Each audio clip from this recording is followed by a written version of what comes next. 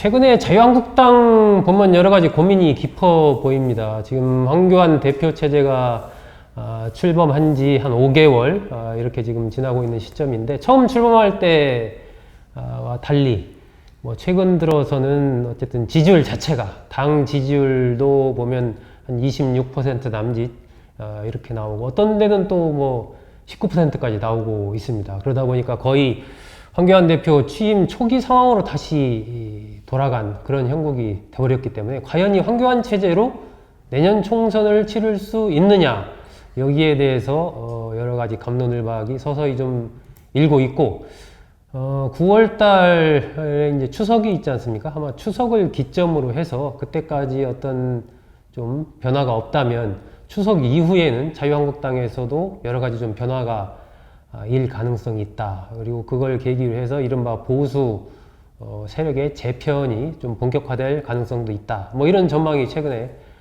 많이 지금 나오고 있습니다. 이 황교안 대표를 중심으로 해서 한번 이 얘기 한번 나눠보겠습니다. 김만음 한국정치 아카데미 원장님, 송문희 고려대 교수님 모시고 얘기 나눠보겠습니다.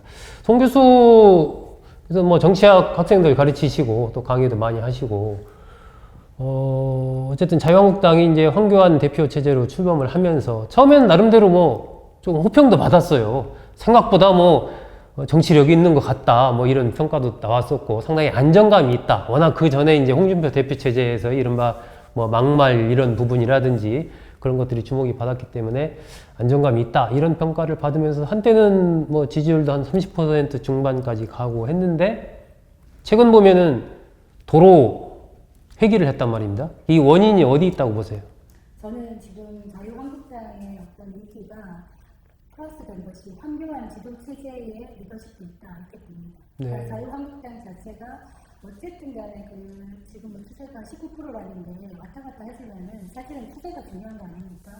H 전당대회 컨벤션 효과는 끝났고, 그렇다면 지금 지도부가 잘 했으면 뭔가를 조금 유지할 수 있었을 텐데 왜 이렇게 지지부진한가 봤을 때, 황교안 대표의 그간의 행적을 봤을 때 네. 리더십이라는 측면에서 저는 몇 가지로 나눠서 생각할게요. 이분은 리더로서 어떤 그 소통 능력이 일단 없다. 공감 능력이 없는 겁니다. 공감 능력이 없다. 공감이 되어야 소통을 할 수 있는 건데, 네. 참 이게 안 된다, 이런 생각을 하는 게 매번 나타나는 게 뭐냐면, 일단 성인지 감수성이 많이 부족하다. 네. 이번에 그 여성 당원 대회에서 이제 여성 당원들이 바지를 내리고 뭐 자유한국당 승리 네, 이렇게 네. 했을 때, 사실은 그거에 대해서 뭔가 얘기를 했어야 되는데, 네. 더 열심히 연습해서 다음번에는 김관아 씨가 웃으면 이렇게 예, 얘기한다든지, 외국인 노동자 문제를 얘기하면서 그들이 우리나라에 와서 기여한 바가 없기 때문에 동일한 임금을 줄 수 없다고 얘기하는 것, 이것은 어떻게 보면 인권 감수성 부분에서 굉장한 논란이 있을 수 있는 거죠. 네. 그리고 언론에 대해서도 관계를 잘 못하는 거예요.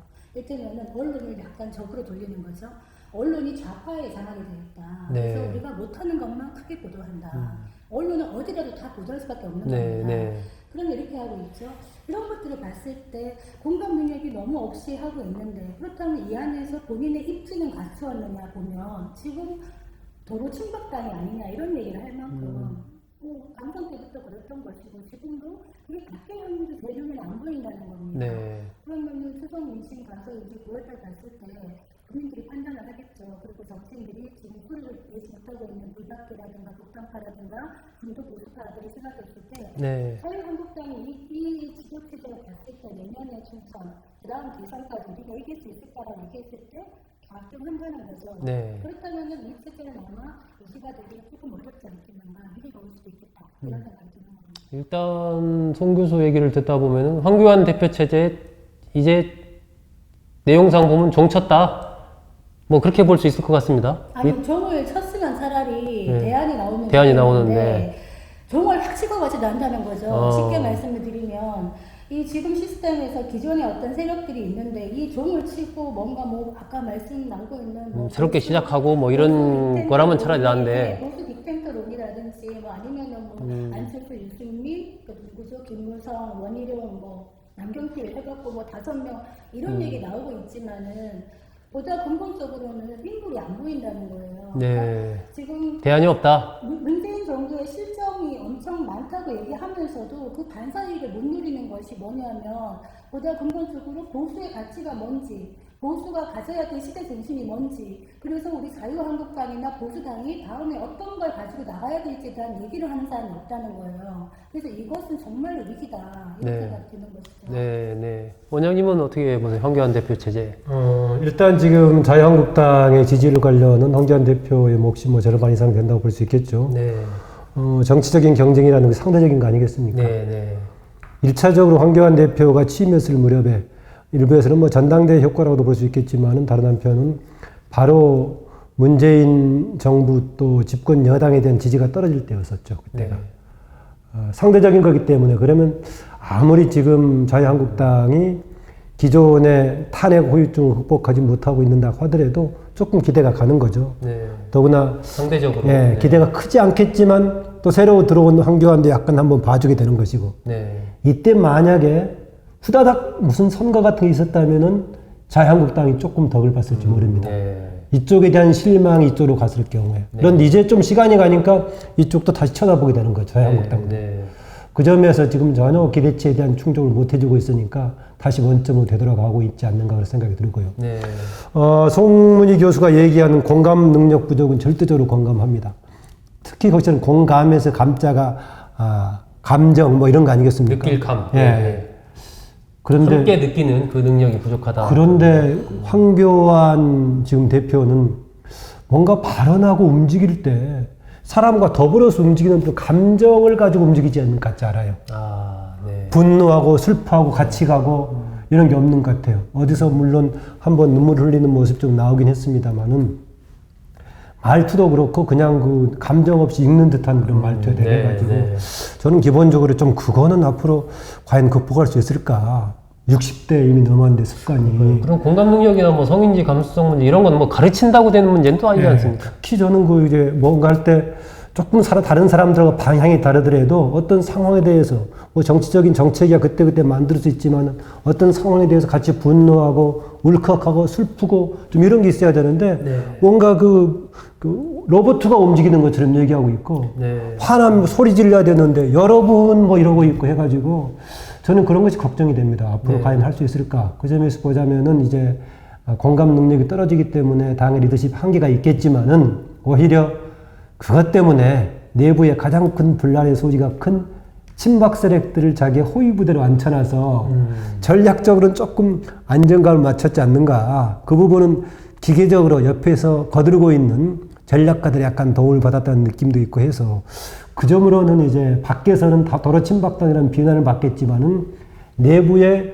갈등 요인은 어느 정도 이렇게 떼안고 가는 그런 모습이어서 어떻게 될지 또 다른 변수가 남아 있습니다. 내년 총선을 앞두고 오히려 자유한국당에 독이 될 수도 있지 않을까요? 그렇죠. 아까 송 교수가 완전히 망했느냐 거기라면 좋겠다라고 그런 평을 했었는데 오히려 그런 막 충돌을 해가지고 근데 예전에 홍준표 대표처럼 뭐 충돌을 해가지고 뭐 터뜨리고 문제가 나서 네네. 다시 한번 스스로 아니면 뭔가 바꾸든 아니면 그대로 밀어붙이든 좌절하든 뭔가 가야 될 것인데 두루뭉술하게 뭉개고 여러분 힘 빠진 소리로 하면서 만약 가게 된다면은 그렇습니다. 이걸 두고 앞서 얘기 나왔던 박지원 의원은 문재인 정부 또 여당이 야당 복이 있다. 이렇게 얘기했는데 뭐 그렇게 재미삼아서 얘기할 수 있겠지만은 국민적인 차원에서는 야당 복이 엄청 없는 거죠. 네. 야당이 경쟁력이 있어야 집권 여당도 잘 하려고 하는 것이고 또 집권 여당에 대한 기대가 없으면은 야당에 대한 뭔가 새로운 대안으로 기대하고 해야 되는데 네네. 집권 여당에 대한 여러 가지 문제를 이쪽 저쪽 지적하고 있는데 야당을 돌아보니까 더 형편없다. 이렇게 보자면은 국민으로서는 정말 불행한 상황이죠. 아니면은 공감 능력은 사실은 타고난다고 저는 봅니다. 네. 이게 하루아침에 만들어지는 건 절대 아니고 사람이 살아온 어떤 인생 과정에서 약한 사람들 내지는 없는 사람들 힘든 사람들에 대해서 같이 뭔가 해보는 경험이 있어야 저절로 우러나오는 것이 공감능력인데 사실 한국에게 그걸 요구한다는 건 굉장히 어렵다. 저는 그런 생각이 드는데요. 네. 지금 자유한국당이 그게 가지 않습니까? 황 대표가 그 수명여대 가가지고 스펙이 없는데 우리는 스펙이 없었는데 합격을 했고 다 이런 아이 얘기. 얘기해서 예. 정말 허탈하게 웃으면서 우리 아들 얘기 다 이런 얘기해서 아버지가 스펙이 아니었냐. 정말 요새 젊은이들이 정말 민감하거든요. 제가 학교에 있지만 아이들이 학점에 굉장히 민감합니다. 네. 그게 아이들이 나빠서 그런 거냐. 학점 0.01 차이가 그만큼 중요한 것이고 다들 스펙을 만들어 있지만 그만큼 취업이 힘든 것이고 굉장히 민감한 사안인데 그렇게 반응을 한다는 것. 이번에 김성태 의원 같은 경우에 오늘 아침에는 딸 KT 부장세요. 이거 굉장히 심한 후폭풍이 올 거라고 저는 생각합니다. 네. 청년들의 표를 많이 갉아먹을 수밖에 없는 거다. 그래서 제가 아까 말씀드린 보수의 가치가 가장 좋아야 될 게 뭐냐면 공정성인 것이고요. 민주주의고 공평이고 이런 부분에 대해서 좀먹는 이런 행위들에 대해서 인식이 없다. 그러면 북한의 문제나 평화의 문제에 있어가지고도 지금 문재인 정부가 사실 북한 문제 잘 해결하지 못하고 끌려가는 부분이 분명히 있습니다. 그걸 얘기할 때 그러면 우리는 어떻게 하겠다라는 우리가 차기 정권을 맡았을 때 어떻게 기존의 이명박 박근혜 정부랑은 또 다른 문재인 정부랑은 또 다른 어떤 대북 정책을 하고 미국과는 어떻게 대안이 뭐냐? 핸들링하고 예. 지금 동북아 정세를 어떻게 만들어 나가겠다는 걸 얘기하는 사람이 아무도 없는 거예요. 그냥 문재인 정부의 북한 대북 정책이 신기루 정책이고 가짜 평화다. 그럼 어떻게 하겠다는 겁니까? 한반도 평화 시대를 다시 원점으로 돌리겠다는 겁니까? 어떻게 하겠다는 얘기를 해야 되는 거거든요. 그래서 이 부분에 대해서도 콘텐츠가 매우 부족하다. 네. 이 부분이 매우 안타깝다는 것이죠. 황 대표는 어떻게 해야 될까요? 원장님, 지금 뭐 결국 이게 쭉 어쨌든 두 분 말씀 들어보면은 이 대안이 없는 상황에서 황 대표가 뭐 획기적인 어떤 변화를 통해서 자유한국당을 확 변화시켜낼 가능성도 높지 않다라고 봤을 때 그렇다면은 뭐 내년 총선은 이런 흐름으로 해서 그냥 패배하는 그런 쪽으로 그냥 갈 것이냐. 무언가 어쨌든 뭐 보수 세력 내에서도 이 상황을 타개하기 위한 뭔가 움직임이 좀 있을 수가 있고 결국 그 핵심 부분에서 또 황교안 대표의 어떤 뭐 역할이랄까 뭐 그런 것이 또 있을 수가 있는데 어떻게 앞으로 황교안 대표는 할 것이고 해야 될 것이다. 뭐 이렇게 그런 관점에서 본다면 어떨까요? 보통 사람들이 이제 정치적인 전망을 이야기할 때 정책적인 비전을 중심으로 얘기하는데요. 저는 가장 중요한 요소는 오히려 그 사람, 그 리더십 자체라고 봅니다. 네. 그 점에서는 황교안 대표가 이렇게 감정이 없는 사람처럼 움직이는 그런 정치인을 갖고는 그것 놓고 보면 답이 없어 보입니다. 네. 특히 우리가 대안을 생각할 때는 뭔가 같이 분노하고 같이 울어주고 그럴 수 있는 사람이야 대안이 되는 것인데 네. 뭐 감정이 없는 사람처럼 이렇게 다니고 있는 사람이 희망을 줄 수 있을까라는 생각이 듭니다. 네. 저는 정책적인 정체성이야 전문가들 모으고 해서 한다면 충분히 만들 수 있다고 봅니다. 그러다 보니까 뭐 지적은 나오는데 물론 아까 송문희 교수 지적했다시피 최근에 정책적인 대응도 굉장히 문제가 있죠.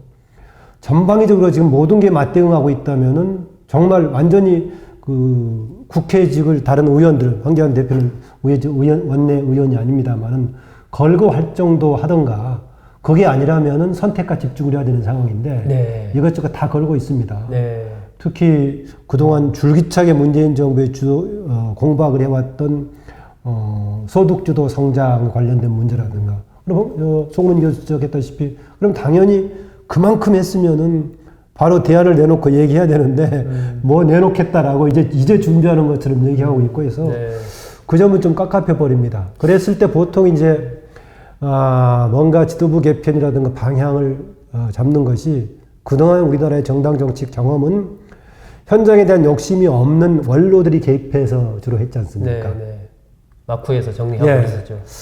그런데 지금 또 현재의 그 자유한국당을 중심으로 한 보수 진영의 그런 원료의 작동 기제가 없단 말이죠. 네. 한편 너무 떨어져 있고 또 한편으로는 중간에 박근혜 대통령 시기에 완전히 공백이 생겨버리고 있는 상태고 네. 그 다음에 중간 정도 있는 사람이 현역으로 있는 김무성 의원 정도인데 네. 김무성 의원도 간혹 이렇게 저렇게 나서보려고 하다가 여기서 찔리고 저기서 찔리고 해가지고 내부 동력도 없고 해가지고 뭐 그 점에서는 아까 박지원 의원이 얘기했던 여당으로서는 복이지만은 경쟁적인 우리 정당 정치 차원에 봤을 때는 갑갑한 네. 그런 상황입니다.